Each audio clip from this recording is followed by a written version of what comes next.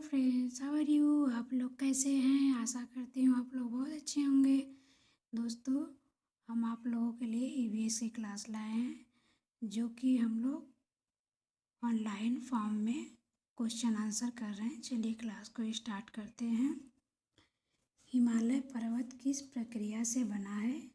तो प्लेट टकराव से बना हुआ है। किससे बना है? तो प्लेट टकराव से बना हुआ है। अगला देखते हैं, सबसे ऊंचा पर्वत कौन सा है? सबसे ऊंचा पर्वत कौन सा है? तो ये माउंट एवरेस्ट है। कौन सा है? माउंट एवरेस्ट है। अगला देखते हैं हम लोग, भारत का सबसे पुराना पर्वत कौन सा है? भारत का सबसे पुराना पर्वत कौन सा है? तो ये अरावली है। कौन सा है? अरावली। अगला देखते हैं, मैदान कृषि के लिए क्यों उपयुक्त है? समतल और उपजाऊ होता है।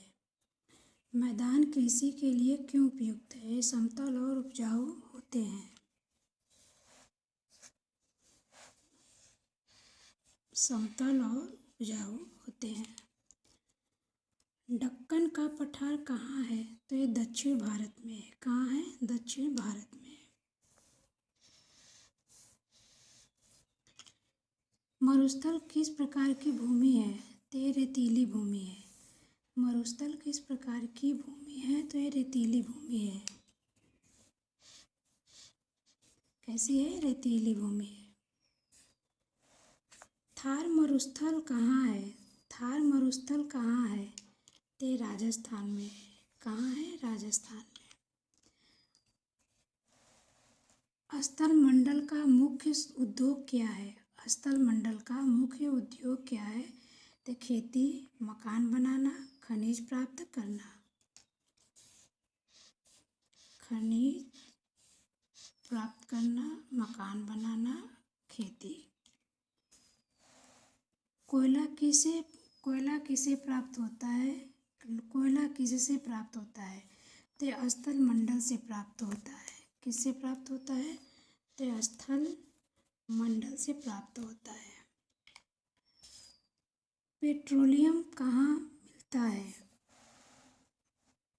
पेट्रोलियम कहाँ मिलता है? तो ये भूमि के अंदर मिलता है। कहाँ मिलता है? तो भूमि के अंदर मिलता है। भूमि का टकराव किससे होता है? भूमि का टकराव किससे होता है? तो हवा और पानी से होता है। हवा और पानी से होता है। मिट्टी संरक्षण क्यों आवश्यक है? मिट्टी संरक्षण क्यों आवश्यक है? खेती के लिए, जंगल के लिए, पर्यावरण के लिए। खेती के लिए, जंगल के लिए, पर्यावरण के लिए। भूस्खलन कहाँ अधिक होता है? भूस्खलन कहाँ अधिक होता है? तो पर्वतीय क्षेत्र में अधिक होता है। कहाँ पर? तो पर्वतीय क्षेत्र में अधिक होता है भूस्खलन।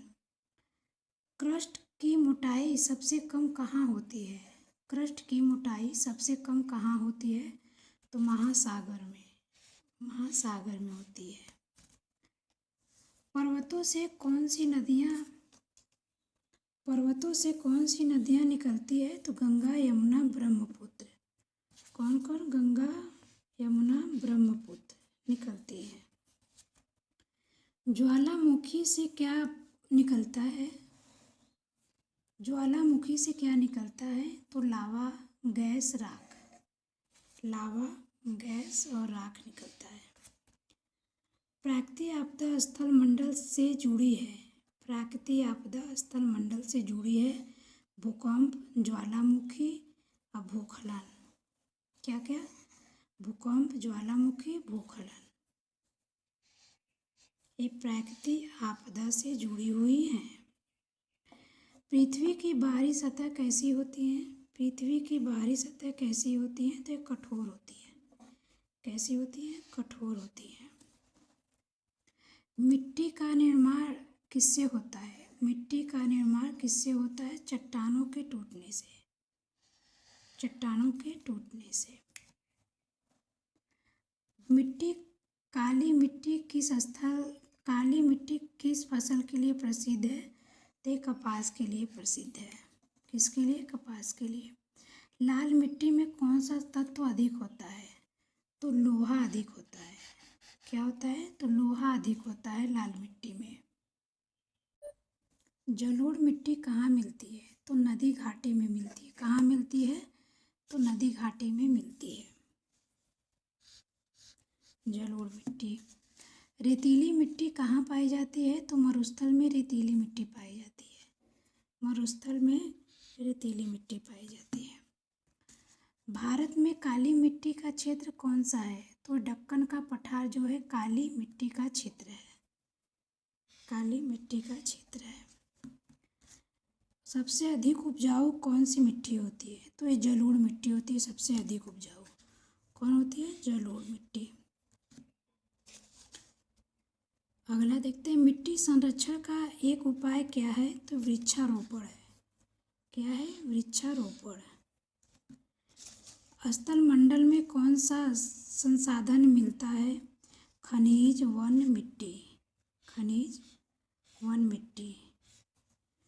स्थल मंडल में कौन सा साधन मिलता है? तो खनिज, वन, मिट्टी।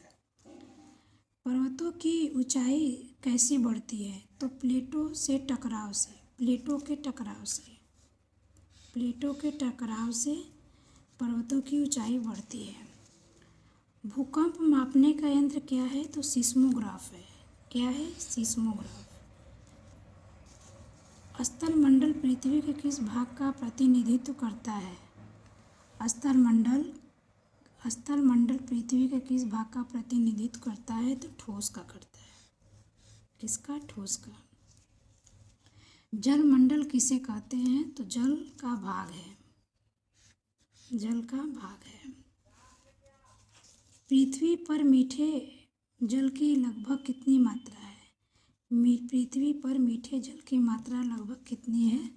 तो 3% है। कितनी है? 3%। जलमंडल में क्या शामिल है? जलमंडल में क्या शामिल है? तो महासागर, नदियाँ, झील। महासागर, नदियाँ, झील शामिल है।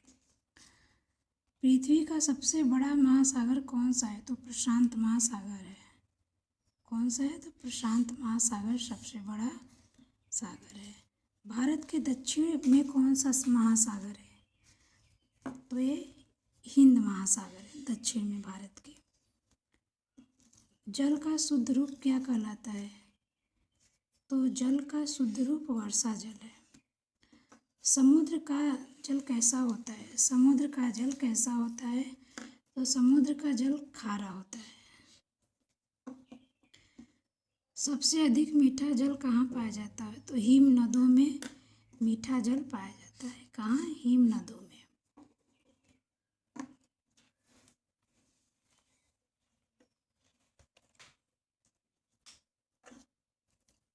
जल चक्र का मुख्य स्रोत कौन है? जल चक्र का मुख्य स्रोत आपका सूर्य है।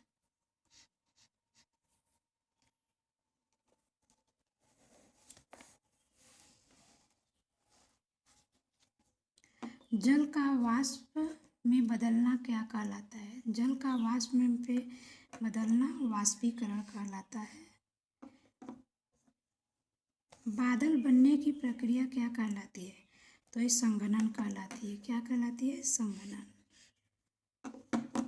जल चक्र में वर्षा किस रूप में होती है? तो पानी, बर्फ, ओले के रूप में होती है। जल चक्र में वर्षा का रूप होता है पानी, बर्फ, ओले के रूप में होता है। नदी का उद्गम स्थल क्या कहलाता है? तो ये स्रोत कहलाता है। क्या कहलाता है? स्रोत। नदी का उद्गम स्थल क्या कहलाता है? स्रोत कहलाता है। दोस्तों, आज की क्लास यहीं समाप्त करते हैं। अगले क्लास में फिर आप लोगों से इसी तरीके क्वेश्चन लेकर आप लोगों के बीच हम आएंगे। नमस्कार दोस्तों।